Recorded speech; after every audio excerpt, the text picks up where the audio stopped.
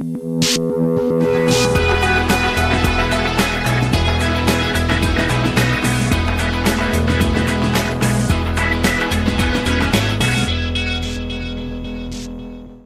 Steve Lackmeyer here with another edition of OKC Central.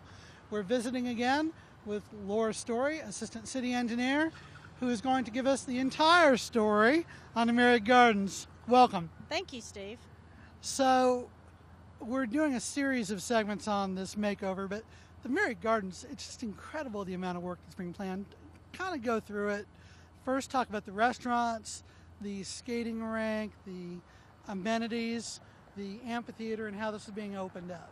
Okay, one of the things that we have noticed about the Myriad Gardens are the rather large berms, and the feeling of intimacy may have been very popular, but now we're looking at pulling down some of those berms and inviting people in. We are adding a restaurant. It'll be a white table restaurant, and next to that will be an ice skating rink. Once we get through eating, you can go out and enjoy the patio in the summertime, or you can enjoy ice skating or observe that while you're eating. We're also working on the Myriad Garden. We're going to open that area up on the northeast and invite people into the area. A lot more user-friendly, a lot more open. We'll still have the intimacy, but it'll be more open. This area directly behind us will turn into a great lawn, and we will have a band pavilion there that will shelter performers' equipment and such from the elements, but it will be a very dramatic architectural piece. It's a wedge shape. It's very lovely, and it can be lit up with different colors of lights. Also along Hudson, where we're standing right now, that will be opened up, and you can see into the park and perhaps bring the Arts Festival exhibits into this portion of the park during our Spring Arts Festival. As you go around the south along Reno, we're looking at an enhanced children's play area that will be very unique to Oklahoma City and very unique for this park. And next to that, you're going to have a cafe. It's circular in its design, and you can see through it. It'll be very, very light and fun for casual meals and things of that nature. It'll be for food service, not necessarily food preparation. You could rent it out for different activities. And it'll be next to a interactive water fountain.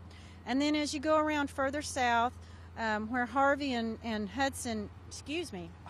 Reno intersect, then there'll be a brand new south entry for the Myriad Gardens. It'll be very lovely, a huge atrium, glass panels added, and it'll complement the reglazing of the project very nicely.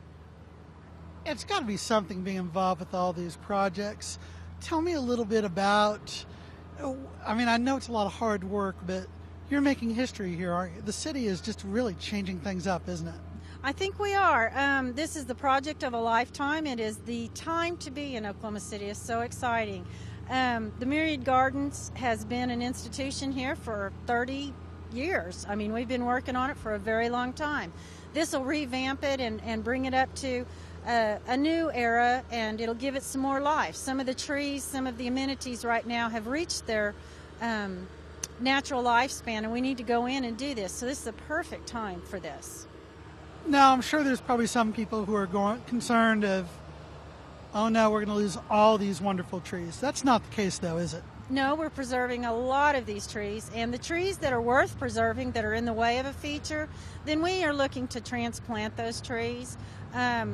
It's very sacred in this park, all of the trees that are here, and we're only looking at removing trees that do not fit with the current, planned landscape, or that have reached their lifespan, and it is really time to renew, those plantings. Tell me about the timetable we're looking at here. It's our desire to shut it down and start work the night that the Arts Festival closes.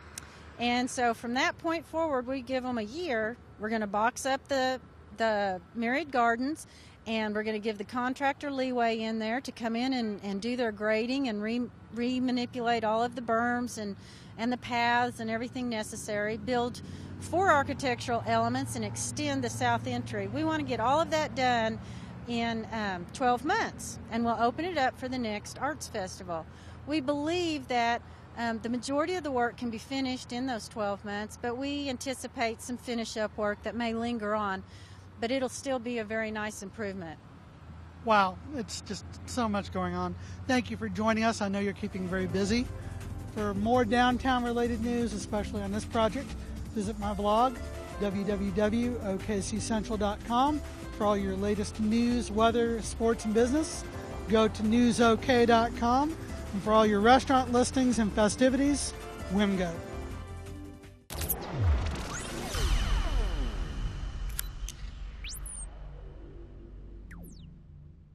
Envisioned by Dean A. McGee as the centerpiece of a new downtown Oklahoma City, the Myriad Gardens had a prolonged and difficult birth. McGee was inspired by Denmark's Tivoli Gardens, and throughout the 1960s, the project in Oklahoma City was referred to as such so much that a hotel that stood on the fringe of the proposed site was renamed the Tivoli Inn. The city of Oklahoma City purchased the site for the Myriad Gardens in 1975 for $900,000. Investment in the development, including initial site clearing and utility relocation, totaled $1.2 million. Dozens of buildings were cleared for the gardens, including the Biltmore Hotel and City National Bank. Construction started in 1981, but went in spurts as fundraising sagged with the oil bust in the 1980s. Construction of the jewel of the gardens, the Crystal Bridge Conservatory, began in 1983. The structure was completed in 1985, but the interior work would continue through 1988. The gardens were a source of controversy in the 1987 mayoral race, as Pete White and Ron Nork debated whether the city would assume operations as it opened. Over the next 2 decades, the gardens continued to grow and mature. The gardens are now home to the annual Spring Festival of the Arts and is lit up in Christmas lights every winter. The gardens are set for another makeover in the next few years as part of plans for construction of a new 54-story Devon Energy World Headquarters across the street. These pictures and more can be ordered through Pictopia at News OK.